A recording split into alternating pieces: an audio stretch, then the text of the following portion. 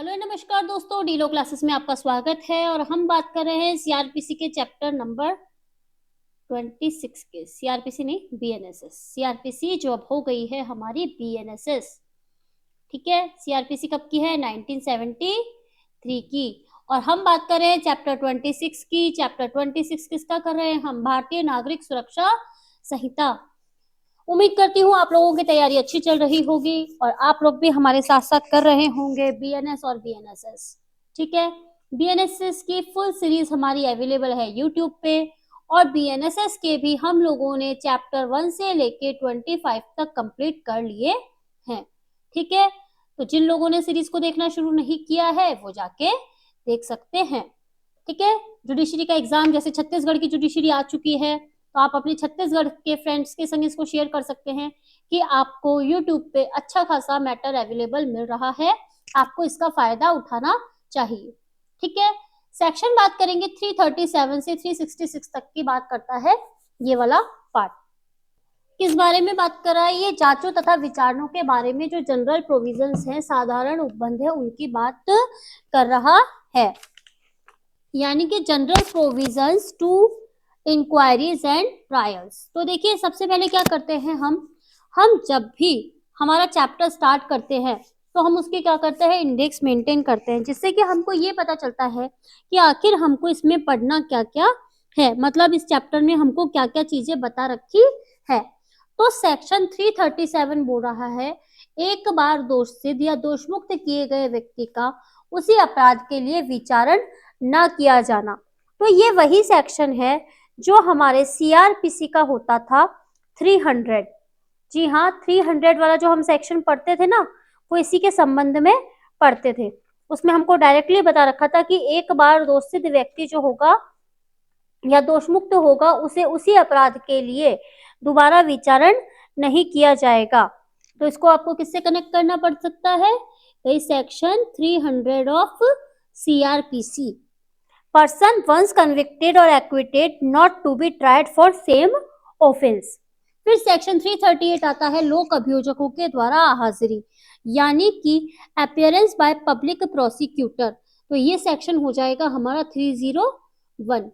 फिर बात आती है अभियोजन का संचालन करने की अनुज्ञा, यानी कि परमिशन टू कंडक्ट प्रोसिक्यूशन। 339 बात कर रहा है, और सीआरपीसी का होता है 302। 340 बोलता है, जिस व्यक्ति के विरुद्ध कार्यवाही संस्थित की गई है उसे प्रतिरक्षा करने का अधिकार, यानी कि right of person against whom proceedings are instituted to be defended. कौन सा सेक्शन है? 303। फिर आता है, कुछ मामलों में अभियुक्त को राज्य के व्यापार विधिक सहायता, यानी कि किसकी बात कर रहा है? लीगल एड की। तो legal aid to accused at state expenses in certain cases, section number 304। फिर आता है 342, प्रक्रिया जब निगम या रजिस्ट्रिकल सोसाइटी अभियुक्त है, यानी कि procedure when corporation registered society is an accused. तो 305 सह अपराधी को क्षमादान देगा 343, जो 306 देता था हमारे सीआरपीसी में। 344 कहता है क्षमादान देने का निर्देश देने की शक्ति, तो 307 में सीआरपीसी में है। और क्षमा की शर्तों का पालन न करने वाले व्यक्ति का विचारण 345, जो कि है 308 ऑफ सीआरपीसी, यानी कि trial of person not complying with conditions of pardon. 309 कार्यवाही को मुलतवी स्थगित करने की शक्ति, वो है जो 346 है हमारे बीएनएसएस में। ठीक है, सॉरी 309 है ना। फिर आता है स्थानीय निरीक्षण, यानी कि लोकल इंस्पेक्शन की बात करता है 347, जो सीआरपीसी का है 310। फिर बोल रहा है आवश्यक साक्षी को समन करना या उपस्थित व्यक्ति की परीक्षा करने की शक्ति, 311 है हमारे सीआरपीसी का। नमूना हस्ताक्षर या हस्तलेख देने के लिए किसी व्यक्ति को आदेश देने की मजिस्ट्रेट की पावर, 349, जो कि है 311A ऑफ सीआरपीसी। फिर बोलता है परिवादी और साक्षियों के वे 350 में, जो कि है 312 में सीआरपीसी में। देखिए बहुत बड़ा चैप्टर है, ऐसे ही नहीं होगा, इसको थोड़ा सा टाइम लगेगा। फिर देखिए अभियुक्त की परीक्षा करने की शक्ति 351 में है और वही 313 में थी सीआरपीसी में। मौखिक बहस और ज्ञापन 352 और 314 में था हमारे सीआरपीसी में। कंपेयर करते हुए पढ़ रहे हैं क्योंकि हमको पता होना चाहिए वहां का सेक्शन कौन सा था और यहाँ का सेक्शन कौन सा है। फिर बोल रहा है 353 अभियुक्त व्यक्ति का सक्षम साक्षी होना, accused person to be competent witness। प्रकटन उत्प्रेरित करने के लिए किसी प्रभाव को काम में ना लाया जाना 354 no influence to be used to induce disclosure तो 316। कुछ मामलों में अभियुक्त की अनुपस्थिति में जांच और विचारण किए जाने के उपबंध, यानी कि provision for inquiries and trial being held in the absence of accused in certain cases 317। उद्घोषित अपराधी की अनुपस्थिति में जांच विचारण और निर्णय 356, यानी कि ये वाला जो पॉइंट है ना हमारा, ये न्यू जोड़ा गया है। अब देख लीजिए ये वाला न्यू पॉइंट है। और प्रक्रिया जहां अभियुक्त कार्यवाही को नहीं समझता, ये हो गया हमारा 318। और 358 बोलता है अपराधी के दोषी प्रतीत होने वाले अन्य व्यक्तियों के विरुद्ध कार्यवाही करने की शक्ति, power to proceed against other person appearing to be guilty of offences 319। 359 बोल रहा है अपराधों का शमन जो होता था हमारे 320 में सीआरपीसी में। इंपॉर्टेंट पार्ट है हमारा। अभियोजन का वापस लिया जाना 360, विड्रॉल फ्रॉम प्रोसिक्यूशन 322 बोलता है जिन मामलों का निपटारा मजिस्ट्रेट नहीं कर सकता उसमें प्रक्रिया, यानी कि 361। ये 321 हो गया और ये 322 हो गया। प्रक्रिया जब जांच या विचारण के प्रारंभ के बाद मजिस्ट्रेट को लगे कि मामला सुपुर्द किया जाना चाहिए। फिर इसके बाद सिक्के, स्टाम्प विधि या संपत्ति के विरुद्ध अपराधों के लिए पूर्व दोषसिद्ध व्यक्तियों का विचारण 324। प्रक्रिया जब मजिस्ट्रेट पर्याप्त कठोर दंड का आदेश नहीं दे सकता 325। 365 बोलता है भागते एक न्यायाधीश या मजिस्ट्रेट द्वारा भागते दूसरे न्यायाधीश या मजिस्ट्रेट द्वारा अभिलेखित साक्ष्य पर दोषसिद्धि या सुपुर्दगी, यानी कि पाटली की बात की जा रही है तो 326। और न्यायालयों का खुला होना 327।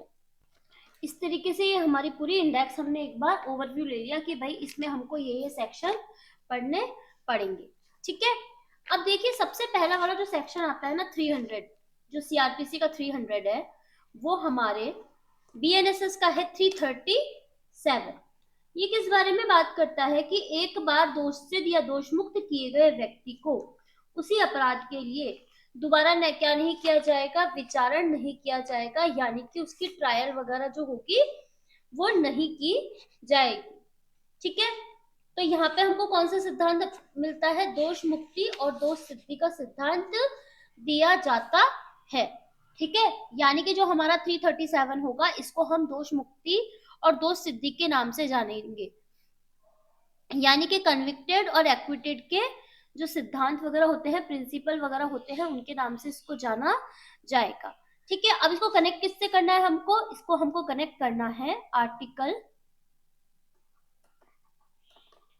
20 के क्लोज 2 से। 20 के क्लोज 2 से क्यों करना है, क्योंकि वहां पे भी सेम ही बात बोल रखी है। तो ये आपका होमवर्क है, आप जाके देखेंगे कि आखिर इस आर्टिकल 20 में जो हमारा कॉन्स्टिट्यूशन का है कौन सी बात कही गई है।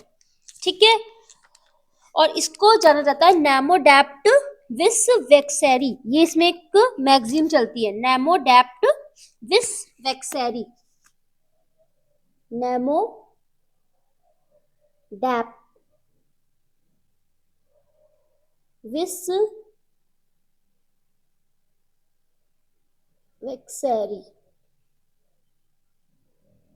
ठीक है, इसमें ये एक मैगजीन चलती है, इसके साथ हमको पता होनी चाहिए वो चीज जो कि जरूरी है।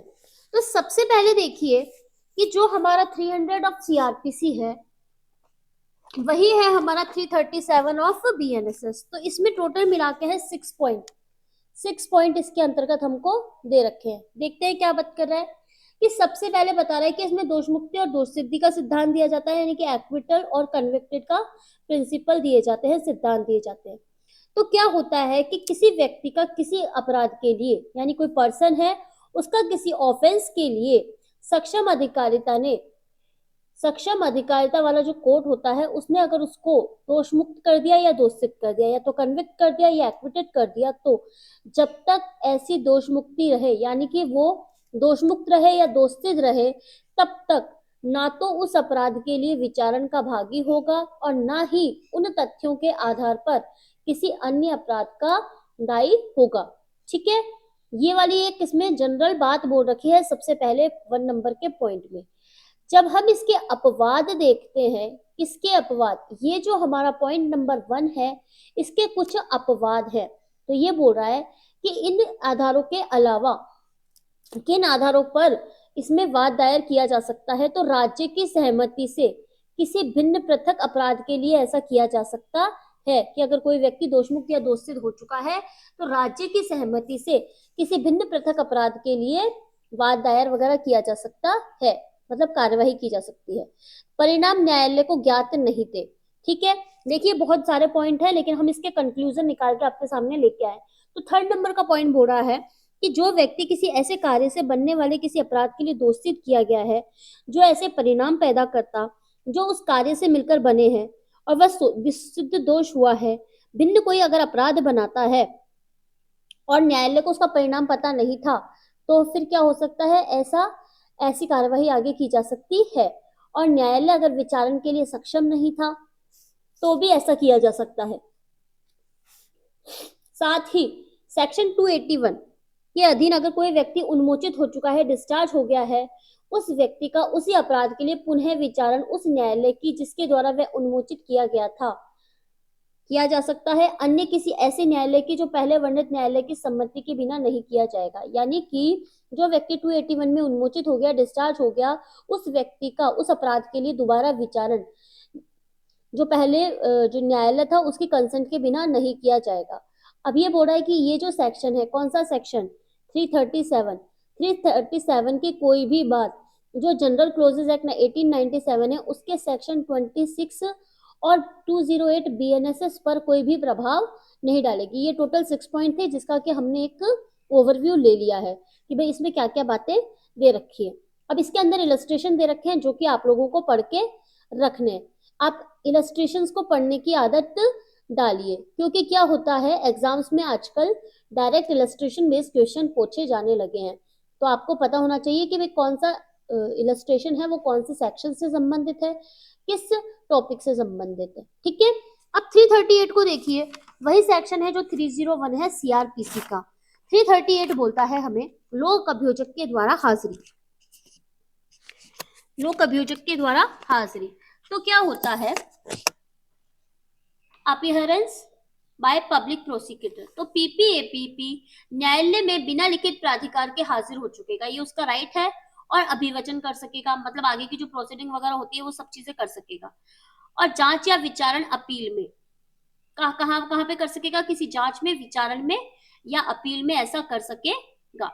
ठीक है, इसलिए कौन होगा, लोक अभियोजक या सहायक लोक अभियोजक जो होता है वो लिखित प्राधिकार के बिना किसी जांच या विचारण या अपील में अपना अभिवचन कर सकता है, लिखित प्राधिकार से हाजिर हो सकता है। सबसे पहला वाला पॉइंट बोल रहा है। सेकंड नंबर का पॉइंट बोल रहा है किसी ऐसे मामले में यदि कोई प्राइवेट व्यक्ति किसी न्यायालय में किसी व्यक्ति को अभियोजित करने के लिए किसी अधिवक्ता को अनुदेश देता है तो मामले का भार साधक लोक अभियोजक या सहायक लोक अभियोजक अभियोजन का संचालन करेगा। ठीक है, और ऐसे अनुदिष्ट अधिवक्ता जिसमें लोक अभियोजक या सहायक लोक अभियोजक के निर्देश के अधीन कार्य कर सकेगा और न्यायालय की अनुज्ञा से उस मामले में साक्ष्य की समाप्ति पर लिखित रूप में तर्क पेश कर सकेगा। इतना बड़ा पॉइंट है। कंक्लूजन देखिए क्या बोल रहा है कि जब कभी कोई जो व्यक्ति होता है, प्राइवेट व्यक्ति होता है, वो अगर किसी अधिवक्ता के माध्यम से उपस्थित होता है तो क्या होगा, तो वो जो प्लीडर होगा वो लोक अभियोजक यानी जो हमारा पीपी होता है या सहायक लोक अभियोजक जो होता है यानी कि एपीपी जो होता है, पीपी और एपीपी, इसके माध्यम से क्या करेगा, कार्य करेगा, मतलब इसके अधीन रह के काम करेगा वो। ठीक है, और न्यायालय की सम्मति से उस मामले में साक्ष्य की समाप्ति पर लिखित रूप से पेश कर सकेगा। जो भी कोई तर्क वगैरह थे, जो भी आर्गुमेंट वगैरह थे, उनको क्या कर सकेगा, लिखित रूप से पेश कर सकेगा। ये दोनों बात हमको कहाँ पे बोली गई है, सेक्शन 338 में। आई बात समझ में? आइए सेक्शन नंबर 339 पे। सेक्शन 339 बोल रहा है कि अभियोजन का संचालन, जो कि है 302 ऑफ सीआरपीसी, क्या बोल रहा है कि परमिशन टू कंडक्ट प्रोसिक्यूशन, तो जांच विचारण करने वाले मजिस्ट्रेट की आज्ञा से, इसके जो भी मजिस्ट्रेट क्या कर रहा होगा, जांच यानी कि इंक्वायरी या ट्रायल कर रहा होगा, उसकी परमिशन से निरीक्षक से अनिम्न पुलिस अधिकारी, देखिए क्या होता है, ये जो होता है ना, ये वाले पॉइंट हमको पता होने चाहिए कि कौन सा अधिकारी होता है, क्या है। तो निरीक्षक से अनिम्न पुलिस अधिकारी, the any magistrate inquiring into or trying a case may permit the prosecution to be conducted by any person other than a police officer below the rank of inspector। निरीक्षक यानी कि इंस्पेक्टर से जो नीचे का police अधिकारी ना हो, वो संचालन कर सकता है। किसकी परमिशन से करेगा? जांच या विचारण जो करने वाला मजिस्ट्रेट होगा उसकी सहमति से। ठीक है, फिर बोल रहा है कि महाधिवक्ता या सरकारी अधिवक्ता या लोक अभियोजक या सहायक लोक अभियोजक से भिन्न कोई व्यक्ति ऐसी अनुज्ञा के बिना ऐसा करने का अधिकार ना होगा। यानी कि जो हमारे महाधिवक्ता होते हैं, advocate general, government advocate, PP, APP shall be entitled to do so without such permission. मतलब महाधिवक्ता, सरकारी अधिवक्ता, लोक अभियोजक और सहायक लोक अभियोजक के अलावा कोई भी व्यक्ति सहमति के बिना ऐसा नहीं कर सकेगा। और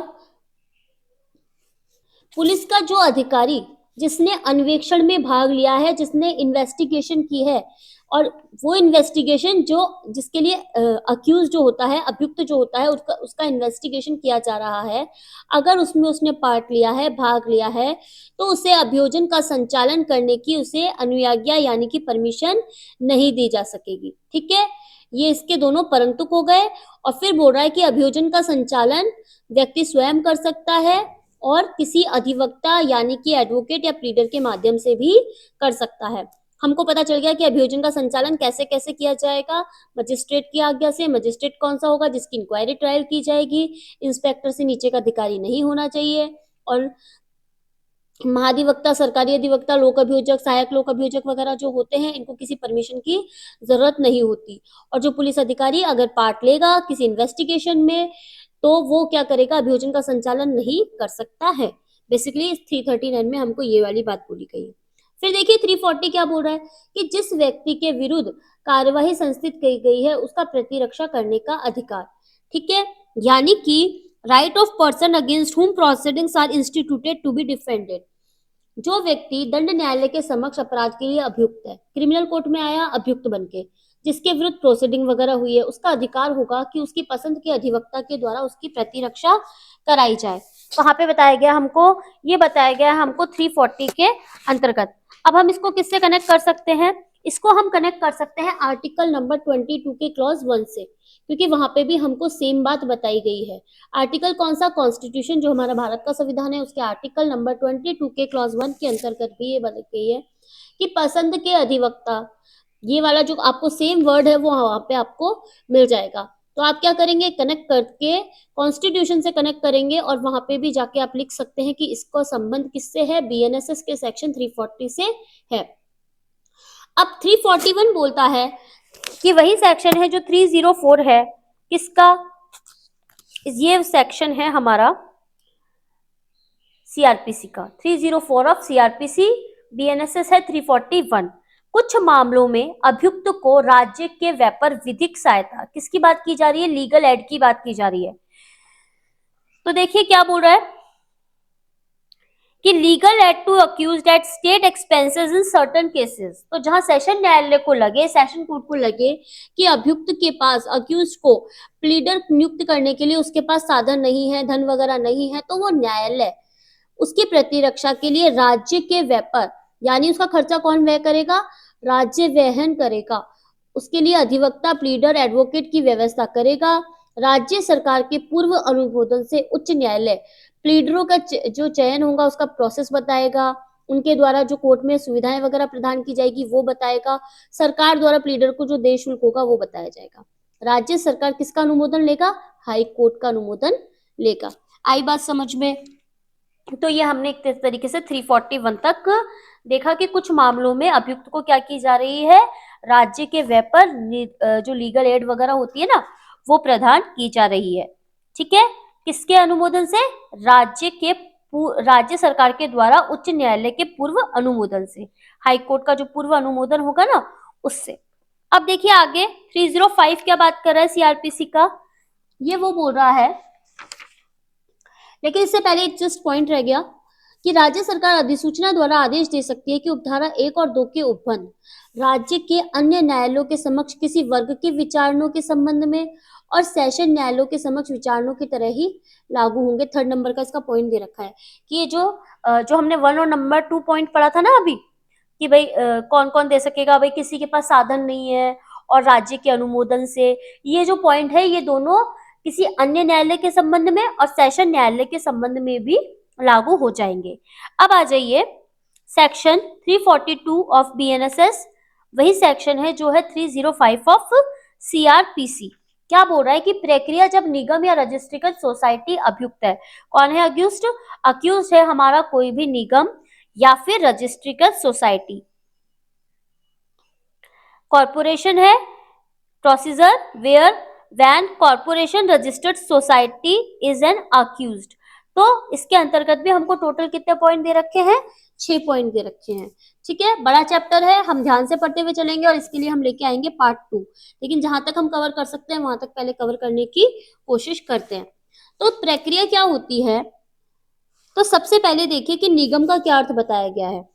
तो पहला नंबर का जो पॉइंट है वो ये बोल रहा है कि इस धारा में निगम से कोई निगमित कंपनी या अन्य निगमित निकाय अभिप्रेत है और इसके अंतर्गत जो सोसाइटी रजिस्ट्रीकरण अधिनियम 1860 है उसके अंतर्गत रजिस्ट्रीकृत सोसाइटी भी है।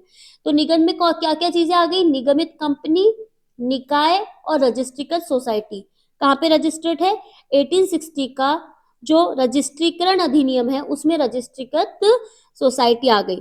फिर सेकंड बोल रहा है जहाँ निगम अभियुक्त व्यक्तियों में से एक है, वहां जांच या विचारण के प्रयोजनार्थ एक प्रतिनिधि नियुक्त कर सकता है कि भाई मेरी तरफ से ये व्यक्ति क्या करेगा? कार्यवाही में भाग लेगा। निगम का प्रतिनिधि हाजिर होता है, वहां कोई बात अभियुक्त की हाजिरी में कही जाएगी तो क्या कहा जाएगा? कि उसको बोला जाएगा कि ये मेरी तरफ से प्रतिनिधि है, ये अभियुक्त के लिए कहा जाएगा। अभियुक्त को यानी जो प्रतिनिधि होगा इसको पढ़कर सुनाई जाएगी, इसका अर्थ लगाया जाए कि वह बात प्रतिनिधि की हाजिरी में की गई है। अभियुक्त कौन हो गया? प्रतिनिधि हो गया कंपनी की तरफ से, तो जो भी बात की जाएगी वो उसके सामने की जाएगी। जहां निगम का कोई अगर प्रतिनिधि वगैरह हाजिर नहीं होता वहां ऐसी अपेक्षा की जाएगी जो उपधारा 3 में निर्दिष्ट है लागू नहीं होगी। यानी कि अगर वो प्रतिनिधि है वो अगर हाजिर ही नहीं होता है तो ऐसा क्या माना जाएगा कि भाई प्रतिनिधि अभियुक्त है? जब वो हाजिर ही नहीं हुआ तो वो कैसा अभियुक्त? इसलिए जो अगर वो हाजिर नहीं होगा तो 3 का जो पॉइंट है वो अप्लाई नहीं होगा। फिर बोल रहा है कि जहां निगम के प्रबंध निर्देशक द्वारा या वो व्यक्ति जो निगम के कार्यकलाप का प्रबंध करता है उन व्यक्तियों में से एक है, हस्ताक्षर किया गया है, यानी कि किसी निर्देशक ने, डायरेक्टर ने या जो निगम का जो भी कामकाज संभालता है उसके द्वारा अगर कोई साइन वाइन किया गया है तो ऐसे कहा जाएगा कि भाई उसने लिखित कथन फाइल कर दिया। कथन में नामित व्यक्ति को इस धारा के प्रयोजनों के लिए निगम के प्रतिनिधि के रूप में नियुक्त किया गया है। अब ये बता रहा है कि प्रतिनिधि कौन हो सकता है? जिसको कि वो जो स्टेटमेंट है उसमें बताया गया है कि भाई ये हमारी तरफ से काम करेगा। वहां न्यायालय जब तक प्रतिकूल साबित नहीं करता यह अवधारणा करेगा कि ऐसा व्यक्ति इस प्रकार नियुक्त किया गया है। जो कथन में व्यक्ति होगा उसको क्या कहा जाएगा? यानी कि जो स्टेटमेंट में व्यक्ति होगा उसको प्रतिनिधि के रूप में माना जाएगा जब तक कि वो ये साबित नहीं कर देता कि भाई मैं प्रतिनिधि नहीं हूं। न्यायालय के समक्ष निगम के प्रतिनिधि के रूप में हाजिर होने वाला व्यक्ति ऐसा प्रतिनिधि है या नहीं, इसका अवधारण न्यायालय के द्वारा किया जाएगा। लास्ट में कौन डिसाइड करेगा कि वो व्यक्ति निगम का प्रतिनिधि है या नहीं? तो ये डिसाइड किया जाएगा कोर्ट के द्वारा। ठीक है, आई बात समझ में? तो ये थे हमारे इसके 6 पॉइंट। ठीक है, अब आ जाइए हमारे नेक्स्ट पॉइंट की तरफ जो कि है 306 ऑफ सीआरपीसी और 343 ऑफ बीएनएसएस। क्या बोल रहा है? देखिए, सह अपराधी को समाधान की बात कर रहा है, यानी कि tender of pardon to accomplice. Accomplice होता है कौन? सह अपराधी। सह अपराधी का कॉन्सेप्ट आप बीएसए में भी देखेंगे। अगर आप चाहें तो बीएसए स्टार्ट कर सकते हैं, जिससे कि जब हम लोग बीएसए पढ़ेंगे तो आप लोगों को इतनी दिक्कत नहीं आएगी। तो सह अपराधी को समाधान करने के संबंध में मजिस्ट्रेटों को निम्नलिखित शक्तियां होगी, मतलब पावर्स होगी, यानी कि अकम्प्लिस को अगर समाधान किया जा रहा है तो मजिस्ट्रेट को कौन कौन सी पावर होगी वो हमको बताई गई है यहाँ पे। तो सबसे पहला वाला जो पॉइंट बोल रहा है कि मुख्य न्यायिक मजिस्ट्रेट या महानगर मजिस्ट्रेट। तो देखिए यहाँ पे जो महानगर मजिस्ट्रेट वाला कॉन्सेप्ट है वो हमारे बीएनएसएस में समाप्त हो चुका है, तो इसको आप यहाँ से हटा दीजिए। तो मुख्य न्यायिक मजिस्ट्रेट कोई प्रथम वर्ग न्यायिक मजिस्ट्रेट यानी कि जेएम फर्स्ट अपराध के अन्वेषण, जांच या विचारण के किसी भाग में सह अभियुक्त या सह अपराधी को समाधान कर सकता है। तो कौन कौन कर सकता है? सीजेएम कर सकता है और जेएम फर्स्ट कर सकता है। कब कर सकता है? इन्वेस्टिगेशन में, इंक्वायरी में, ट्रायल में कर सकता है। और देखिए एक बार इसकी एक्ट की लैंग्वेज को देख लीजिए कि प्रथम वर्ग मजिस्ट्रेट जांच या विचारण के किसी प्रकरण में उस व्यक्ति को इस शर्त पर समाधान कर सकता है कि वह अपराध के संबंध में और उसके किए जाने में, चाहे कर्ता या दुष्प्रेरक के रूप में, संबंध प्रत्येक अन्य व्यक्तियों के संबंध में सब परिस्थितियों का जिसकी उसे जानकारी है पूर्ण या सत्य प्रकटन कर दे। मतलब अगर वो सच सच बता देगा तो उसको क्या किया जाएगा? माफ कर दिया जाएगा। आप कई बार देखते रहेंगे ना कि भाई तू अगर हमारे सामने सही सही चीजें बता देगा तो हम तेरे को समाधान दिला देंगे। ऐसे सुना होगा ना आप लोगों ने, कई वेब सीरीज आती है, मूवीज वगैरह आती है, उनमें कहा जाता है। ये बता रहा है कि कौन कौन से अपराधों के संबंध में समाधान दिया जा सकता है।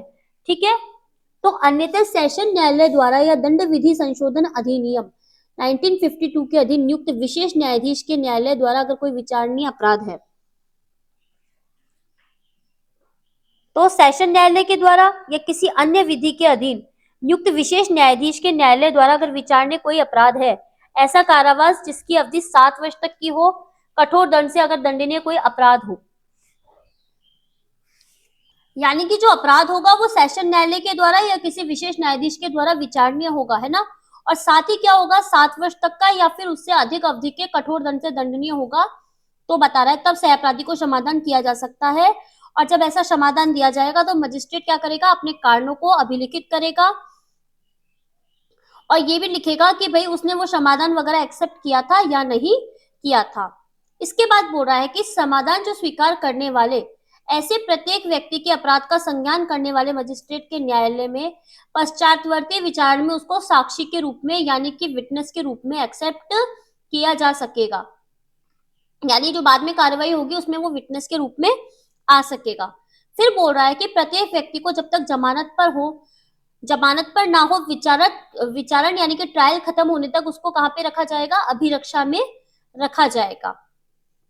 फिर ऐसे कह रहा है 5th नंबर का पॉइंट कि अपराध का संज्ञान करने वाला मजिस्ट्रेट, ठीक है ना, अपराध का संचालन जो होता है ना वो करने वाला ये होगा हमारा संज्ञान यानी कि कॉग्निजेंस। अपराध का संज्ञान करने वाला मजिस्ट्रेट मामले में कोई उस अतिरिक्त जांच किए बिना, मतलब जब तक जांच नहीं करेगा, मामले को उस न्यायालय में सुपुर्द कर देगा जिसके द्वारा विचारणीय है। इसका मतलब हो गया कि जो ट्रायल करेगा ना मजिस्ट्रेट, इसका मतलब हो गया जो अपराध का संज्ञान करेगा वो मजिस्ट्रेट किसी भी तरीके की अलग से कोई जांच करे बिना मामले को उस न्यायालय को सुपुर्द कर देगा जिसके द्वारा उसका ट्रायल किया जा सकता है। जो अपराध सेशन न्यायालय के द्वारा विचारणीय है या यदि संज्ञान करने वाला मजिस्ट्रेट सीजेएम है तो उसे सुपुर्द कर देगा। किस किस को सुपुर्द करेगा? सेशन कोर्ट को या फिर सीजेएम को, इनको मामला दे देगा। यदि अपराध अन्यथा दंड विधि संशोधन अधिनियम 1952 के अधीन नियुक्त विशेष न्यायाधीश के द्वारा विचारणीय है तो उसे सुपुर्द कर देगा। यानी कि स्पेशल जो जज वगैरह होते हैं, स्पेशल जो कोर्ट होती है, अगर उसके द्वारा विचारणीय मामला होगा तो उसको सुपुर्द कर देगा। और कोई अदर सिचुएशन होगी तो सीजेएम के हवाले कर देगा। ठीक है, या तो सेशन कोर्ट को करेगा, सीजेएम को करेगा, या फिर किसको करेगा? स्पेशल कोर्ट को करेगा। और अगर किसी अन्य दशा में कोई मामला है तो सीजेएम को मामला सुपुर्द कर देगा। अब आगे के पॉइंट्स के लिए हमको क्या करना होगा? पार्ट 2 लेके आना पड़ेगा। पार्ट 2, क्योंकि एक साथ अगर हम पढ़ेंगे तो हमें भी समझ में नहीं आएगा। तो जितना पढ़ लिया है एक बार उसका आप रिवाइज कीजिए, फिर हम हमारी जो नेक्स्ट क्लास आएगी उसके लिए हम इसमें पार्ट 2 लेके आएंगे। पार्ट 2 में हम क्या करेंगे? जो बचे हुए सेक्शंस है ना, जो बचे हुए सेक्शन है 344 से 366 तक कंप्लीट करने की कोशिश करेंगे। ठीक है, तो आप लोग क्या कीजिए, साथ साथ क्या कीजिए, इसका एक बार रिवीजन कर लीजिए। इंडेक्स देखिए, इंडेक्स के बाद कॉन्सेप्ट समझने की कोशिश कीजिए और अगर आप लोगों को पीडीएफ चाहिए तो डीलो क्लासेस की ऐप डाउनलोड कर लीजिए। डीलो क्लासेस की ऐप पर आपको इसके पीडीएफ अवेलेबल हो जाएगी। ठीक है, चाहे तो डीलो क्लासेस का एक टेलीग्राम चैनल बना हुआ है, आप उसको भी ज्वाइन कर सकते हैं। साथ ही आपको करना है, चैनल को लाइक करना है, शेयर करना है और सब्सक्राइब करना है। शेयर और सब्सक्राइब सब्सक्राइब कर लीजिए, अपने दोस्तों के साथ शेयर कीजिए, उनको भी सब्सक्राइब करने के लिए कीजिए। छत्तीसगढ़ की वैकेंसी आ चुकी है और किसी की वैकेंसी आए उससे पहले आप अपना कोर्स कंप्लीट करने की कोशिश कीजिए। नए एक्ट है, कम से कम 2-4 बार तो हमारी आंखों के आगे से निकलने ही चाहिए। और आपको लगेगा कि हमारे पास मैटर अवेलेबल है और हम नहीं पढ़ रहे हैं, तो ऐसा मत कीजिए।